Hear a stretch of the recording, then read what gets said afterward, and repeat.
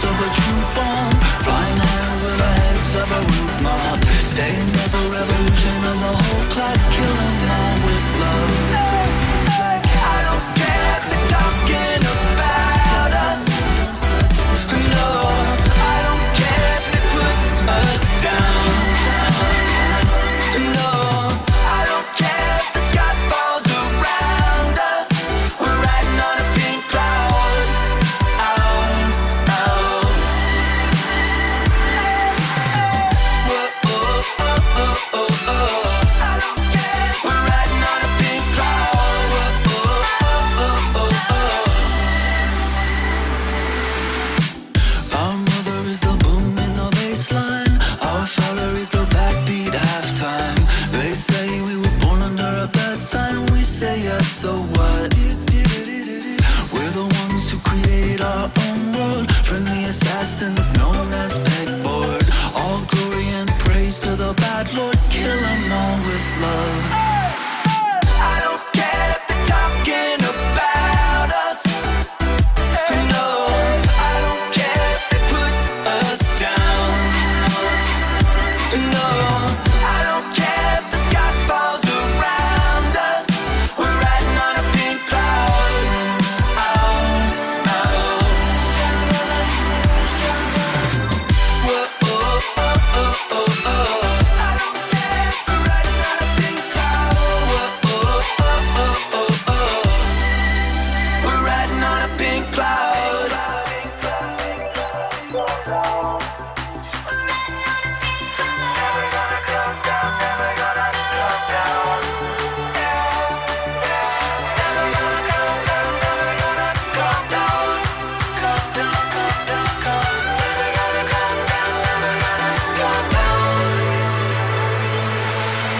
I don't care if they're talking about us. No, I don't care if they put us down. No, I don't care if the sky falls around us. We're riding on a pink cloud. Oh, oh. Whoa, oh, oh, oh, oh. I don't care if we're riding on a pink cloud. Whoa, oh, oh, oh, oh. No, I don't care if the sky falls around us. We're riding on a pink cloud. Oh, oh.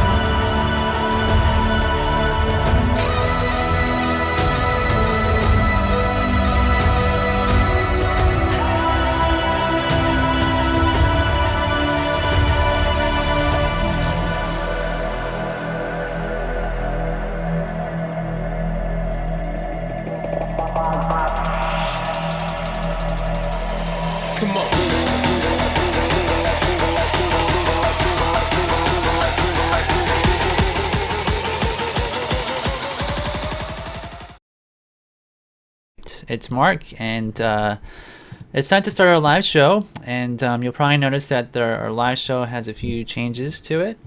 And it took me a while to figure out how to make our chat show up as it does. And this way, it's sort of transparent, looks a little bit nicer, and fits in with our screen. Before, as you guys remember, I would post the entire chat link on the right side. But the problem with that is that all the letters are really small. It's kind of hard to read, so now all the letters are large. And so people that watch these broadcasts can actually read what people are commenting about a little bit easier. And Okay, awesome.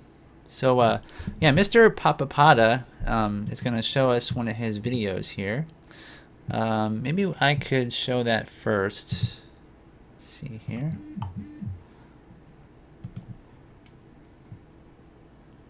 Okay, cool. So yeah, this is Mr. Papapada's little short film here, and we're going to show that actually in a minute or two. Let me load it up. Okay, it's about 3 minutes long, so I'll show this. I'll let it load slowly, a little bit slowly. My internet's kind of slow for some reason this week. We've had a lot of storms and stuff. But all right, so anyway, first off, I've done a lot of stuff to our page. You'll notice here this Mad Hatter figure that I sculpted, and so the Mad Hatter has like a history with me, and he was one of my first puppets where I really I learned so much from some other sculptors, and my first go at using those techniques was to make a Mad Hatter puppet. And about maybe 4 or 5 years ago, I moved into a rental house, and when I set him, my original puppet, on a shelf, it was in a garage that was facing south where we live. And so the clay melted, and our puppet got all shiny, and his hat fell apart, and he got all dusty and ugly and everything. And I really liked him a lot. And in fact, on our tutorial videos, I used a picture of the original Mad Hatter as our like intro sort of logo for each one of those. So what I've done here is I've sort of utilized the original design. I re-sculpted them from scratch. And let me see here if I could show you guys. So here he is, and so I took a lot of photos of him, and I really tried my best to light it nicely, and make him as nice as I could and detailed. And so I took large photographs of him. I still need to take some more pictures because only a few turned out nicely, because I'm still trying to learn how to use the camera that I got, which I usually use it for animation, and it's a Canon 60 EOS 60D, I guess. And so I don't usually use it for manual or automatic shooting. It's all manual, and Dragon Frame controls everything. So trying to figure out all the buttons on the camera, I had to do that for the first time. So, and Henry's asking, is it a full armature puppet? No, it's not. This puppet only has a stick going through it from the bottom of the wood here, and it's a shish kebab skewer stick, and it goes through the wood, and it goes all the way up through his body, all the way up through to his hat. And right here where the arms are, I used some aluminum wire inside there. And so what did I do? I think I hot glued the wire around that stick just to position his arms so they would be kind of sturdy. And that's what he looks like.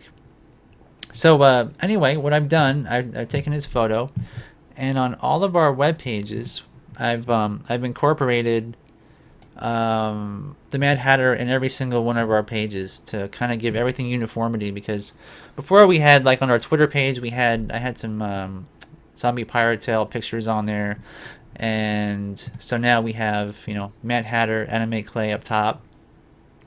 And so if you guys haven't subscribed, it's essentially the same as our Facebook fan page, because anything I post on Facebook shows up on Twitter. So, but some people, they like Twitter over Facebook. So if you do, you can find out all our updates.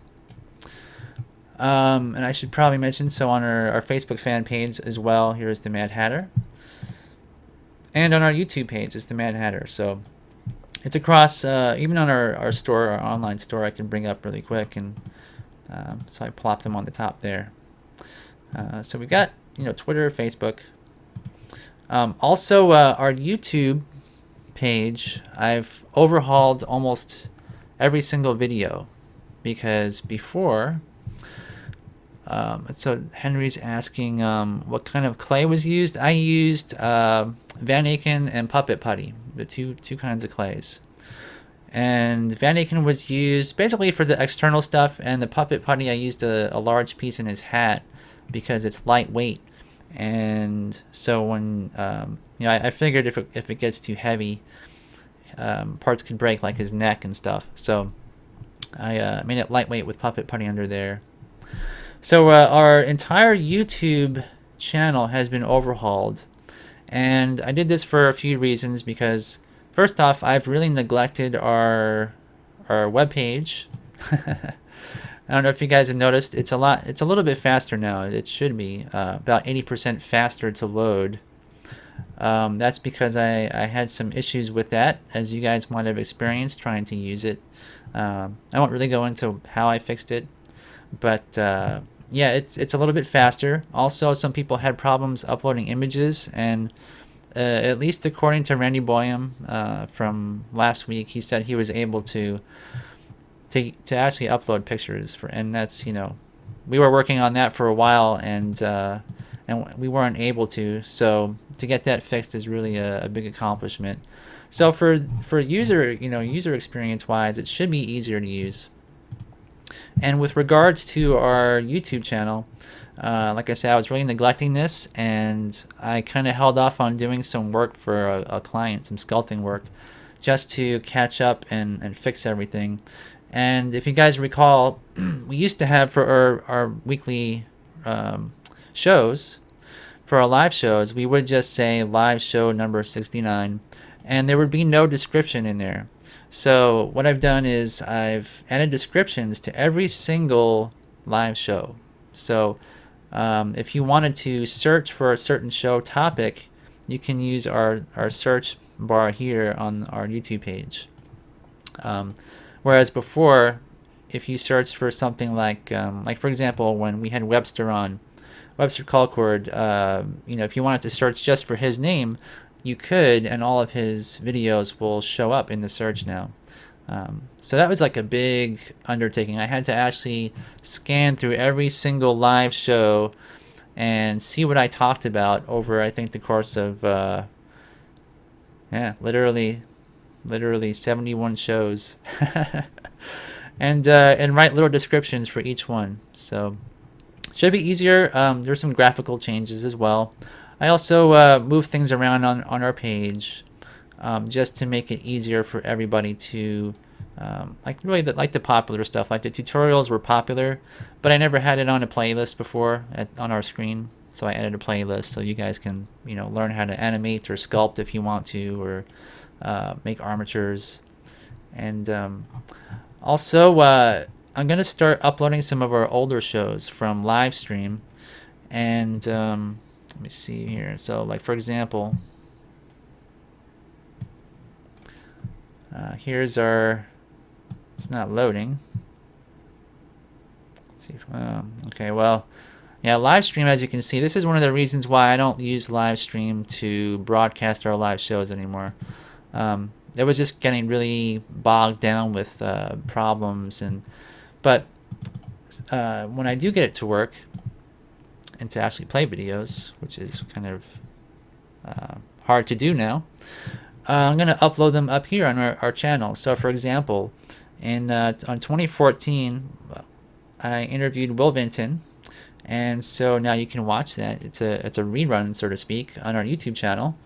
Also, a really good one was with Ron Cole and Timothy Bergeron, and they talked about stop motion animation versus CG. So this was like how long was this show? I think this was like, that's over 2 hours long, but it was so much fun, and it was a really popular show. So I moved it over to our YouTube page. So if you guys ever want to look that up, you can. All right, so that kind of just covers a little bit of everything I've been working on, and just been really busy, and hopefully you guys will be able to find things, and hopefully it's improved. Okay, so now let's see here.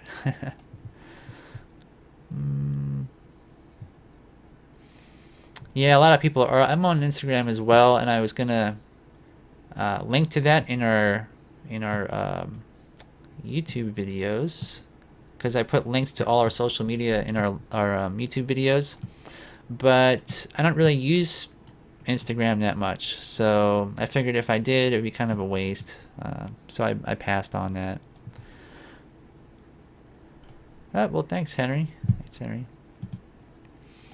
Okay, so now Mr. What is it? Papapada wants us to watch his video here. So let's see.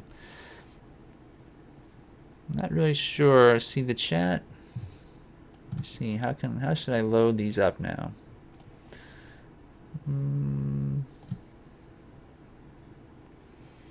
This might work. So now that I've got this chat on here, I have to figure out how to display everything, and maybe I'll make this a little bit narrower. There we go. I can still see the chat. Alright, so what does this say here? So this is from Killer Tree, it says, is the name of the channel. And let's see. So Killer Tree has a Facebook page and also a Twitter. And here's the official site, which I'll load up here so we can take a look. Alright, this looks pretty interesting. So I guess, is this like for a band? I'm taking it. I'm not sure what Mr. Papapada does here. But it looks like it's music. That's pretty cool. All right, well, let's watch, and we will then discuss. All right, see if we can get it to work.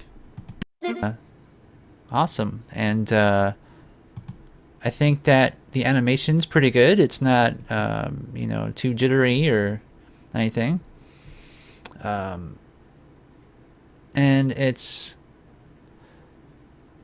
your camera moves are also really good. I think that how you did that turned out really well.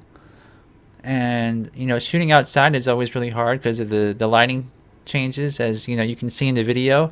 But I think that kind of, you know, adds to the look and the style. So, and the one part where you kind of texture your clay also looks really neat. So yeah, the transition of time here and all is really cool. So I think it's really great.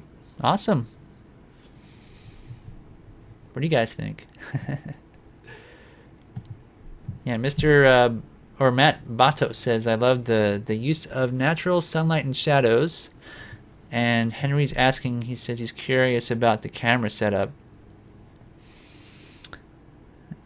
Yeah, I kind of wonder how you sort of shifted the camera around there in space like that. That's really good.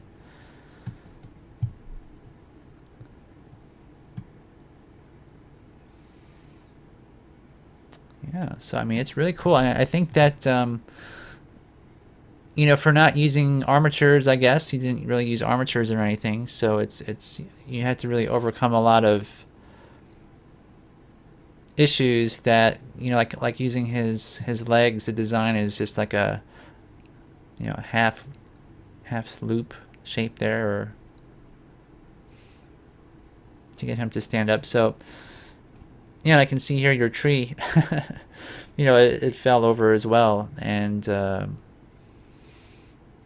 so yeah, I mean, that's, you know, trying to do it that way is probably harder than using armatures, but of course it would save time. So, but overall, it's really good. Hi, Gabriel. How are you doing? Okay. Well, thanks for sharing. It's really cool to see your work. And yeah, if you have any other work in the future that you want me to show or discuss, or if you have any questions, or just want some feedback from everybody, then, you know, feel free to hop in here on our live show again. It's really cool. And so Mr. Papapada says the camera was in the tripod and tried to move it as smooth as we could. So all manually done. Wow. Yeah, I mean, if that's what you have, you know, it worked really, really well. That one move where the camera moves and shifts like that was really good for just doing it by hand. Really, really good. All right. Now, I know Joy is here tonight, and so Joy, this was something I wanted to show because he used Puppet Putty to make Mr. Clay, and this is one of his characters that he made quite some time ago. And I know that he goes by Stamp Motion Studio on Instagram. And I know that Joy has been moving around a lot due to some family issues.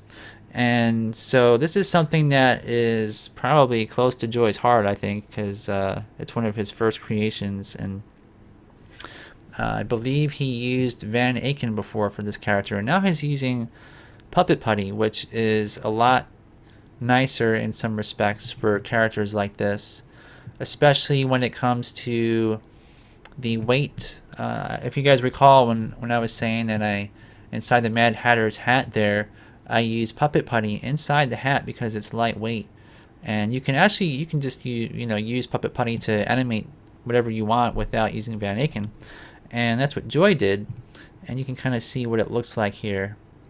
And so it's a different look than Van Aken clay. So if you guys are in America and you sort of made characters from Van Aken, it's a more matte finish. And so Don Carlson, who invented Puppet Putty, I think he's trying to create some more versions of it that might not be as shiny as this. But that's one of the things I think it actually looks pretty cool regardless. But if you want to have a more matte finish, that's something that I think Don is working on right now.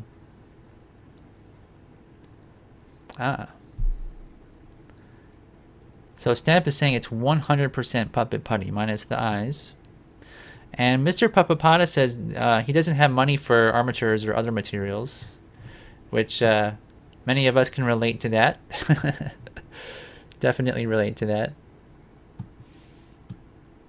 Yeah, especially starting out. If you're just starting out in animation, it takes a lot of time and money to really, build up your war chest of tools and things like that just to make things.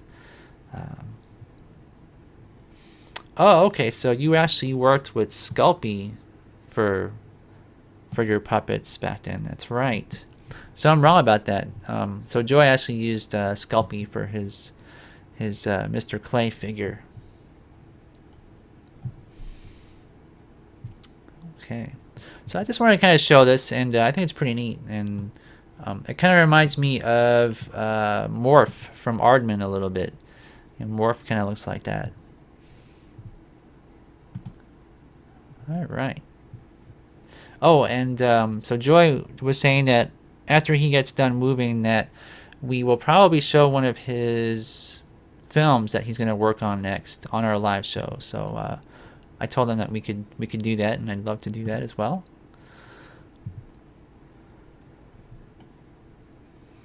So Gabriel says, today I cast my first mold for the monthly challenge. I failed miserably.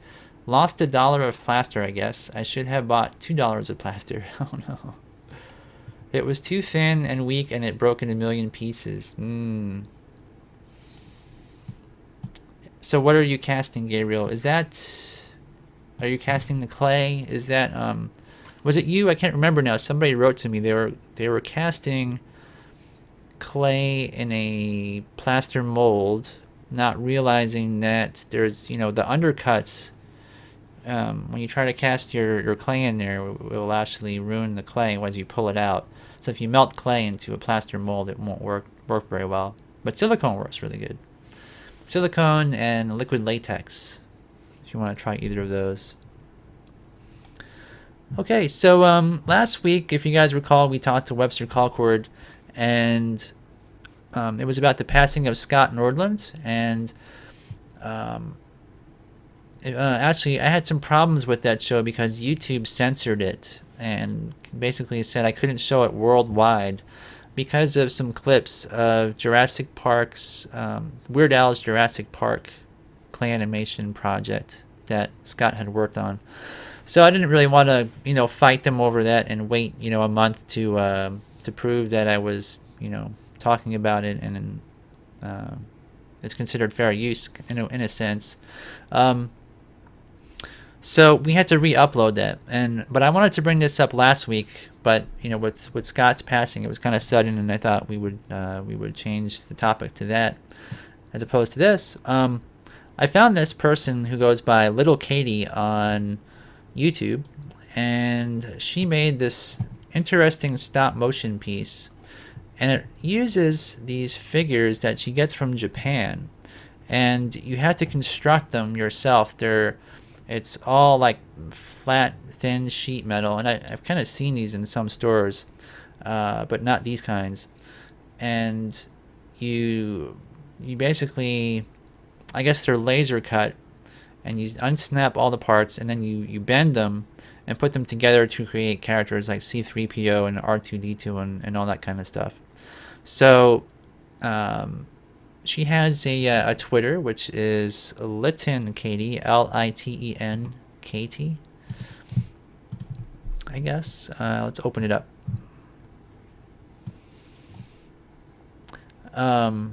So I don't know how much in terms of, she's actually got a few stop motion films online. I don't know. I haven't actually looked at her Twitter page, but she goes by LITEN Katie, K-I, what is it? Let's see, KATIE, and also a Facebook page as well. So she's really creative and creates a lot of interesting things, that just are like this T-Rex. And let's see, I think this was it 3D printed? Yeah, so I guess she 3D printed these bones out from probably one of the web pages, like Thingiverse or something like that.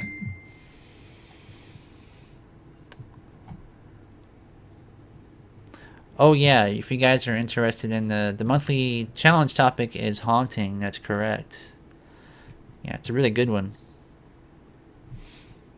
So anyways, we're going to watch Little Katie's video real quick. This is called C-3PO Metal Earth Stop Motion Awesomeness. So let's watch. Come on, I'll show you 3PO.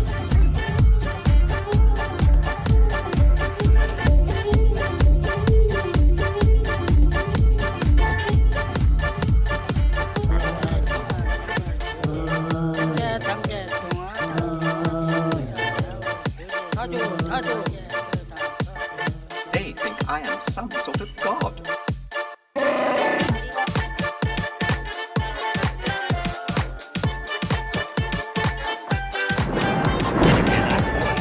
This is madness.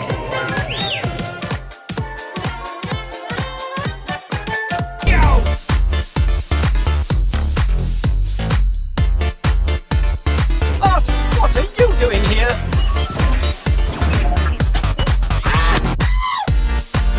This is such a drag.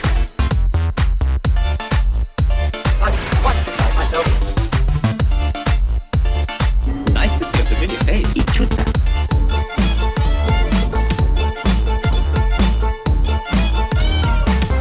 R2-D2, you come back. Hey, we don't serve their kind here. What? You're a droid. They'll have to wait outside. We don't want them here.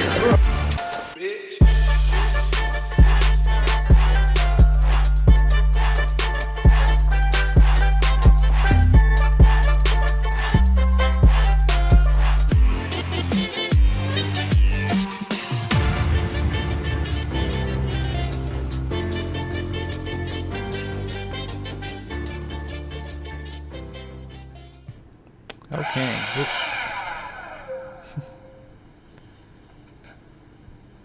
I hate sand. It gets everywhere.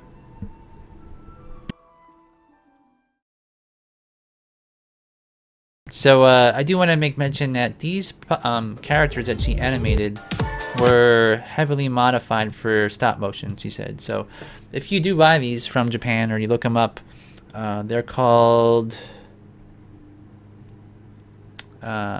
Fascinations.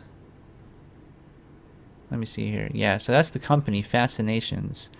And they're at fascinations.com/Metal Earth. So let's open this up real quick.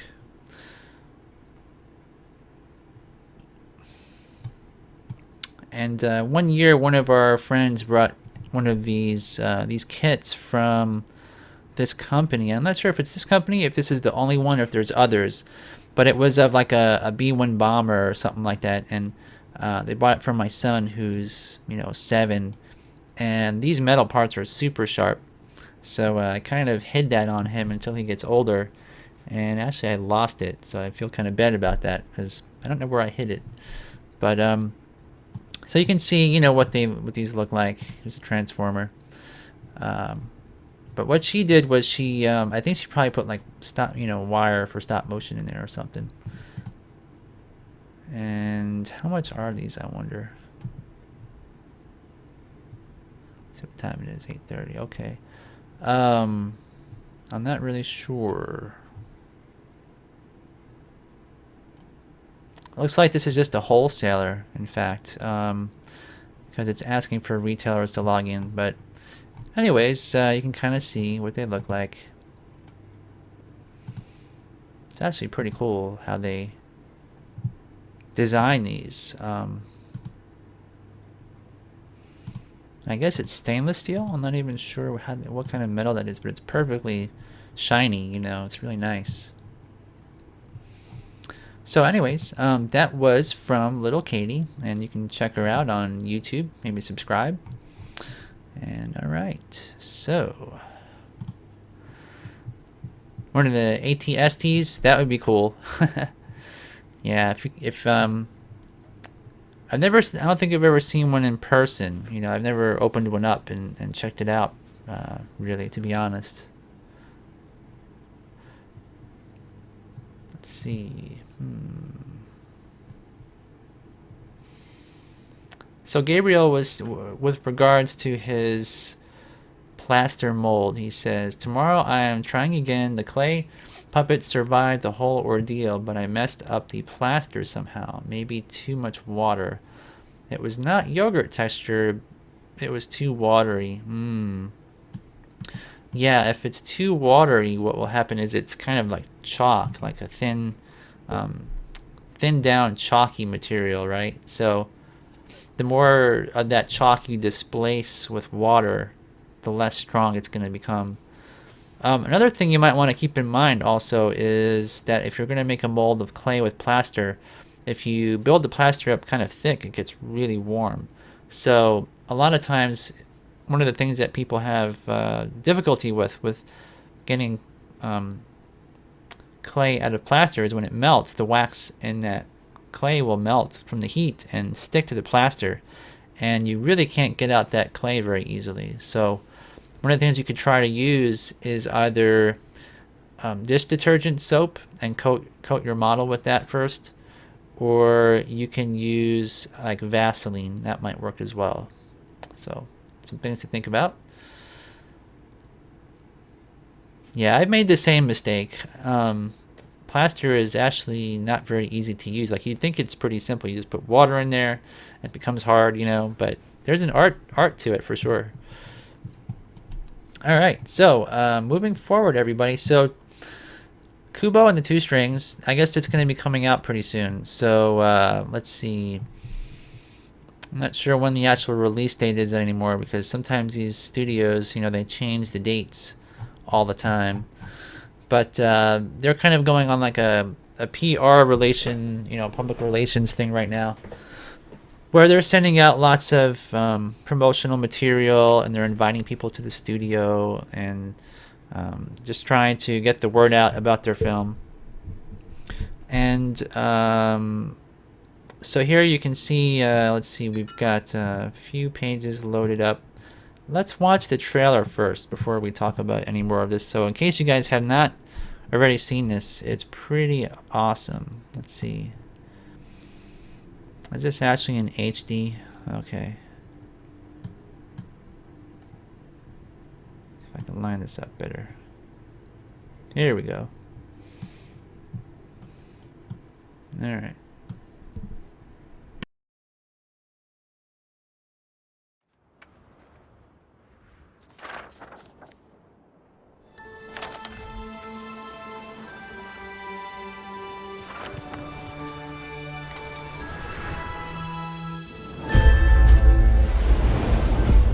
If you must blink, do it now. Pay careful attention to everything you see, no matter how unusual it may seem. If you look away, even for an instant, then our hero will surely perish.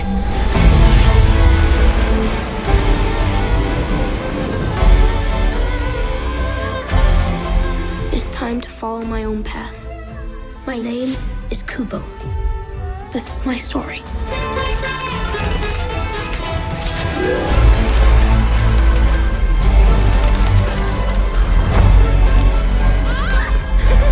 Your magic is growing stronger, but when we grow stronger, the world grows more dangerous.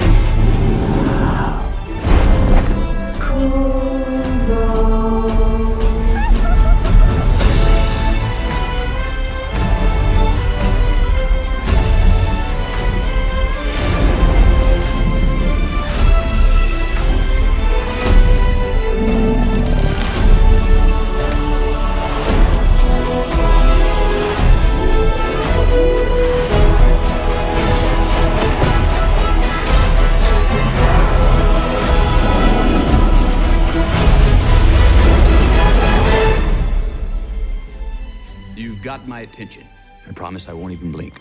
I actually don't think I even can blink. Do I have eyelids?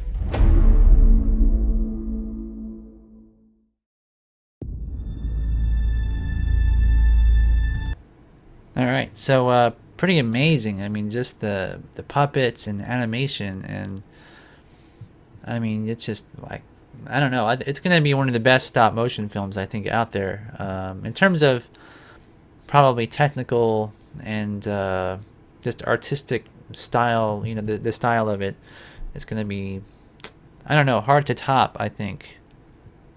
So yeah, let's see here.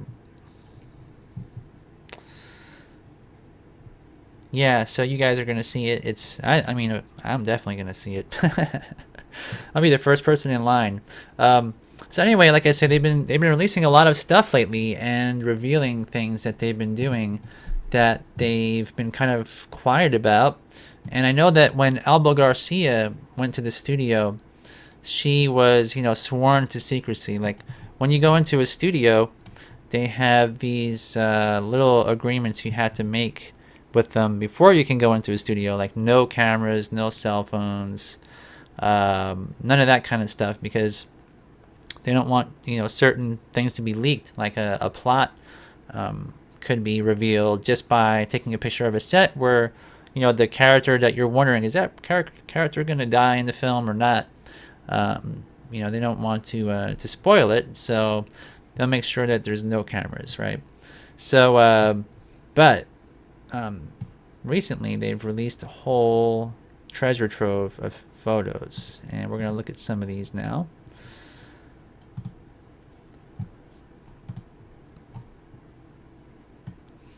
So here we have a dragon, and you can also see in the background we've got some origami characters. So I think that possibly they used origami as a way to create the style of some of the characters, perhaps, because that's a traditional Japanese kind of hobby, I guess, folding paper into different characters and beetles and birds and planes and whatever, all kinds of stuff. But you can kind of see what it looks like here, and they've got different little characters down here as well in origami. And I do believe we've seen some of these animated for the film as well. Let's see, maybe I'll put this over here. Here we go, so you guys can see. Ah, okay. Happy birthday. My birthday is the 18th of July, so we're pretty close. Oh, where are we here? Here we go. So where's the next picture?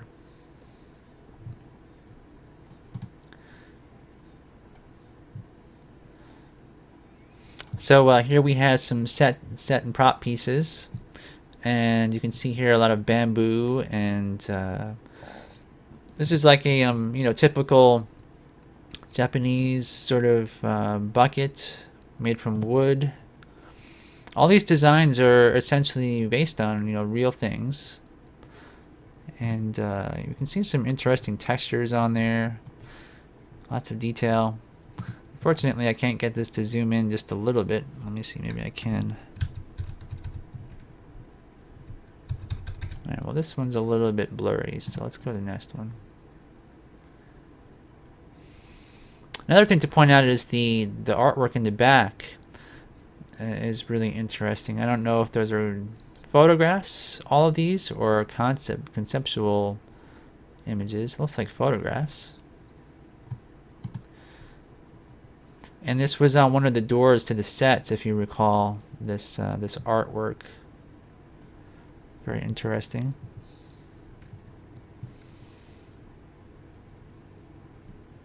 So Stamp Motion is asking, how is stop motion like that even possible?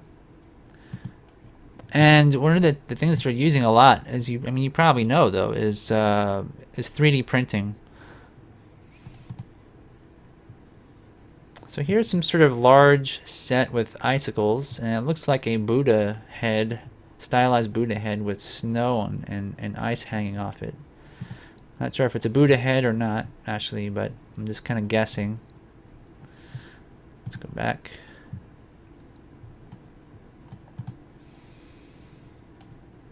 Another extremely detailed set with all kinds of trees and ferns and little steps.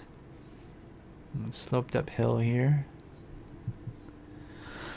So yes, so 3D printing is a major component to Leica now. Ever since Coraline, Henry Selick was the pioneer of that technique for stop motion films, and so all of the faces of these characters are 3D printed, and they're designed three-dimensionally and animated three-dimensionally, and then they're printed, and then they're adhered to the armatures underneath through magnets and steel pieces that are embedded in the plastic resin. And I don't know, the technology on box trolls. I don't know if the technology has advanced very much between these two films. But with box trolls, they spent a lot of time. They would 3D print these in a material that I believe was nylon. And it is again, like we were talking about with plaster, it's kind of like a chalky material. And a laser will hit it in certain parts, in layers. And it will congeal that nylon, and then another layer of dust that is made from nylon is spread over that, and then lasers hit that, and then it builds up and builds up and builds up until you have a face. But with box trolls, they were actually using a technology where the colors could be sort of injected directly into that powder, so that there was no painting involved in all those faces. But the problem with 3D printing is that there is a sort of layered stair-stepping on the surface if you look at it up close. And of course with stop motion models, when you have that, you need to get rid of it, otherwise it looks a little bit strange, pixelated. So for example, if you're making the character talk or anything like that, and you're replacing the faces, all the texture is kind of like like noise, like King Kong's hair, when Willis O'Brien would grab the puppet and then move it, all the little fur on there would move just a little bit between frames, and it would look kind of like there's like King Kong's hair was living and just buzzing on him or something. I don't really know a good term for it. But it's distracting, right? So what Leica would do is they would print out these faces and whatnot, and they would have a team of people with sandpaper and just sanding all day long all the details in each little face, you know, and then they would have a painting touch-up crew that would go in there and touch up the paint and, you know, try to make it look in between faces like there was some, you know, so there would be no differences between those faces. And let's see, what is this? Some sort of fabric. It's the fabric they use for the clothing, I believe, miniature clothing. So you know, it's a difficult process, and it requires a big team of people and a large budget, which is why Laika is able to pull off these kinds of things. Now, Alba Garcia, that we talked about, her time-space reflection film, she did it on her own with her, I don't know if it's live-in boyfriend or husband. His name is Juan, and they lived together. And they did not sand the faces. They used a service to print their faces out, and they didn't use a service to sort of that would clean it up, you know, for them. They would just send them the raw printed faces, and there was color and sort of injected into that, and it looked pretty good. And I've got one of them actually that they sent me, and Alba kind of likes the style of that. They think it, you know, the texture is nice, but you know, it just depends. Like I personally don't care for it too much. I like to make smooth characters more than anything, but that's just my personal taste.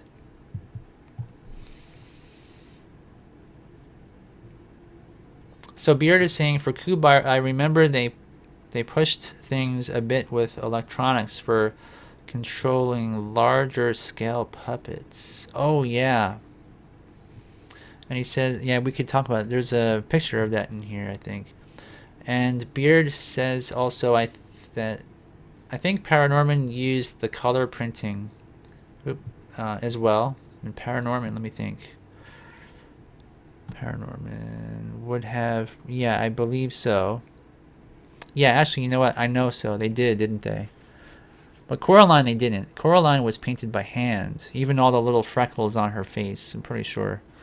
But like I say, I don't know, like the 3D printers that they used are worth like $100,000, you know, between like $30,000 and $100,000 a piece or something like that. They're really expensive. Which, you know, I mean, a big studio could afford. But you or I cannot really do that. Not yet, anyway. We had to hire people. And so Beard says they had a small video about them printing and supergluing, but I think the printer goes high res enough where there's no stepping. Yeah, that's not what I heard. It's not what I heard. But nowadays, yeah, for Kubo, maybe it is. Maybe it is. Let's see. Okay, let me look that up, Beard. So he posted a link or a title for a video we could look at here.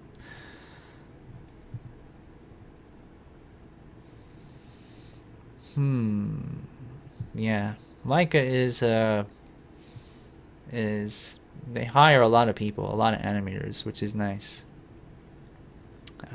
Now Thomas says stepping is a lot more characteristic of FDM printing, like most consumer level printers. Powder bed printing is a lot cleaner. Yep, it's a lot cleaner. It absolutely is. And Janet says, I'm sad that Kubo probably won't win an Oscar. I don't know. You never know. And Henry says they're starting to use resin printing now. I mean, you can get a printer for about, I think, $3,000 to $5,000. What is it? Like the Forum Labs printer, and you can. Let me do this real quick. You can get extremely high quality with that, as good as what Laika has. The problem is that you cannot see here.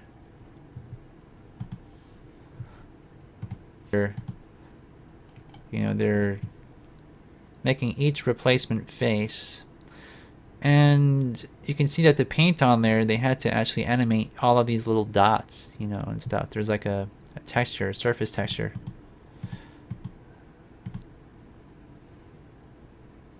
little dinosaur head. You can sort of see here his jaw. I know that my web camera image is really tiny, so you can't tell, but the quality's not too bad. You know, for a $400 printer, it's actually really good. Yeah, it's a Wanhao Duplicator i3 is what it's called. And it's not easy to use 3D printers. It's pretty difficult.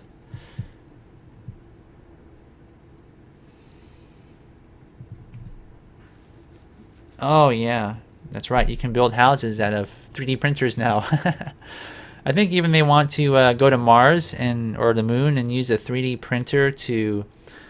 They want to like inflate a giant inflatable ball on the surface of the moon, and then have a 3D printer like print out, you know, walls and stuff around it. It's kind of interesting. So here's some more art, and you can see all these very small detailed things that they've got going on here. Here's an arm and some little sandals.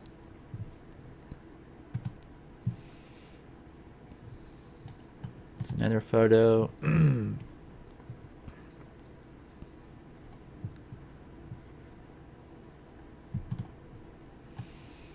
So all this is done by hand right here. Pretty astounding work. The woman that does this is British, I believe. So a lot of the artists that work for Leica are literally, you know, they scour the earth for the most skilled technicians and artists and animators, and it's really great that they can do that. That's why their films are as good as they are. So here's some sort of a, not sure what this character does precisely, but that's some pretty neat design. These designs are really good. Some nice teeth. And you know, it's sad to say, but 3D printing really gives you the options to do things that you can't do with normal, you know, sculpting and casting techniques. You can really pull off a lot more. Like just, you know, doing the faces, you can do squash and stretch. You know, you can scale things up or down if you need to instantly through digital technology.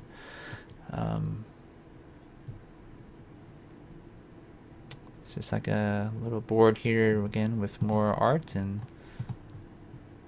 here's Kubo. So I guess what they've done here is they're just showing how they've, you know, these are the samples of the clothing, the cloth and everything for the characters. And here's some armor and little pouch and strings and all kinds of stuff. Just amazing.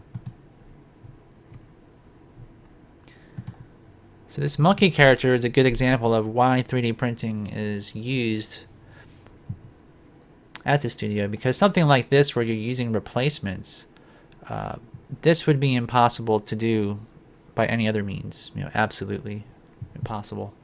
And you could do it, but it would be, you know, a more crude final product and animation.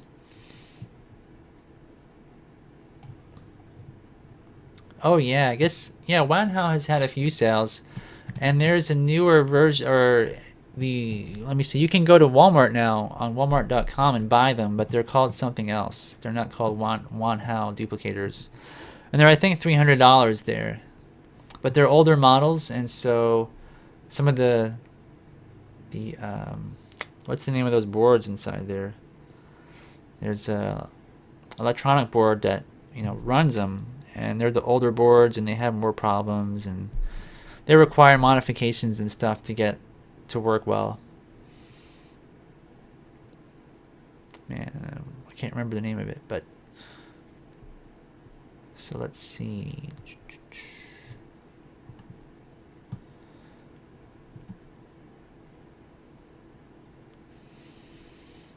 Yeah, you can make your own 3D printer, that's true. But it's not easy.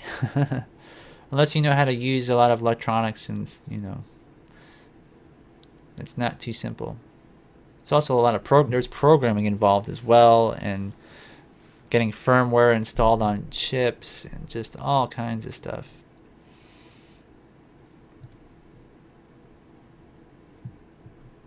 Yeah, I don't know about Staples. Yeah, I guess they probably have like a roll of filament inside of like a container. That's true.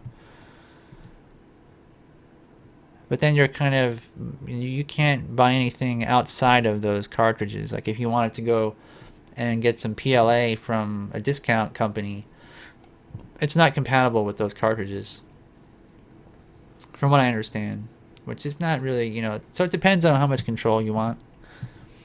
So here's some of these really interesting mouth shapes. These are really cool. And what's interesting also is that there's a sculptural quality to these where the detail is really just great. And look at all the subtle like color shading here. And I did read somewhere about how the translucency of the printing material is something that Leica was proud of on this feature.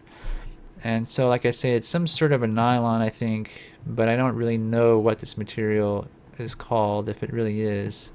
It might be something completely new. But the colors, there's just so much detail in each face. So if you look at, for example, this like brick, it's like a brick or a scale on the right side of the cheek, or his left side here.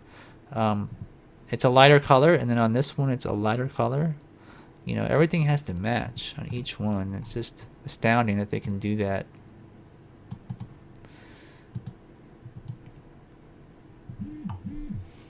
Let's see what else. And here's some faces again.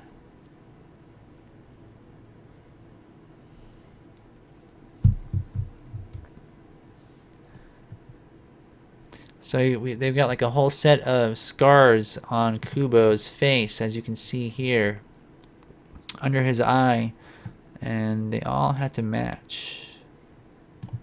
So I mean, look at the shape of the little scratch on his cheek, and then here's the other one, and look how closely they match there. It's literally, it's almost perfect. And even the subtle coloring on his mouth, like under his nose, it's more red here on the center. And here, And check out the teeth. Even the teeth have a nice shine to them. So they really like figured out a lot. Even his tongue appears to have a coating on the surface as well. Like a real tongue would have, And that's just like, wow. I mean, let me look at this one more time. I was going to say there's a 3D printed texture on his eye patch, but it looks like that texture is intentional. It's definitely not because of the 3D printing process. It's just really that good. It's just, wow.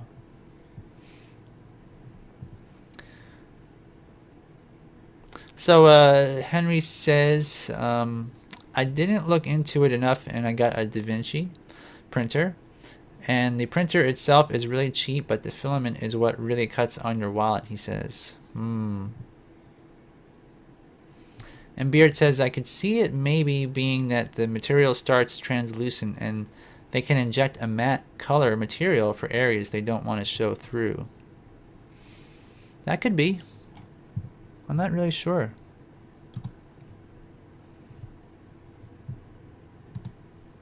So here, though, you can actually see the digital aspects of the print coming through on these lines on his hair.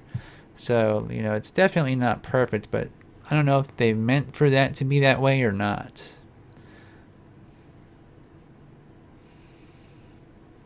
This may be like a prototype where they were just, trying to block out the shapes for the people that were making the actual hair or wigs. I'm not really sure how they do the hair. Here's a breakdown of the Paranorman face, as you can see here. Whoop. All the different pieces. Here's his eyeballs. And all the little parts that make it work. Some lower eyelid. Upper eyelid, perhaps.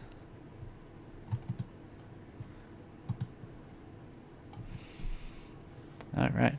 So let's see what time it is. 9 o'clock already. Wow. So let me move on here. Let's go here first. Here's one of the larger puppets, which is, I believe, is like over 5 foot tall, which is amazing. And they've got some sort of who mentioned it? Was it Beard that you mentioned that they're using some stepper motor type contraptions to control these? Maybe for motion blur or something along those lines.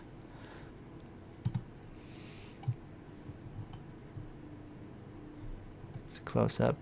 Very interesting. And here's Japanese board game and some more set pieces. It's truly amazing. Some of the crazy face shapes. Alright, so I'm just going to zip on through all this here. See if there's anything else worth showing. I might post... I guess I did. I posted this in our Facebook fan page. So if you guys want to examine each and every one of these photos, check out our fan page on Facebook. You'll find a link to that in our video description in the bottom if you expand it. All kinds of just amazing photos in here to look at, and we could spend hours just going over each one.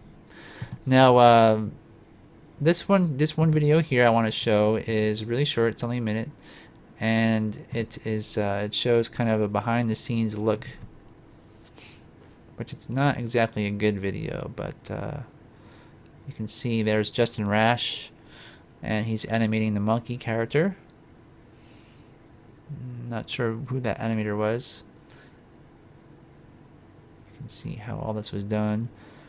So here's one of the origami puppets that we were looking at before, which they've animated. Some of the puppet making and set crews as well.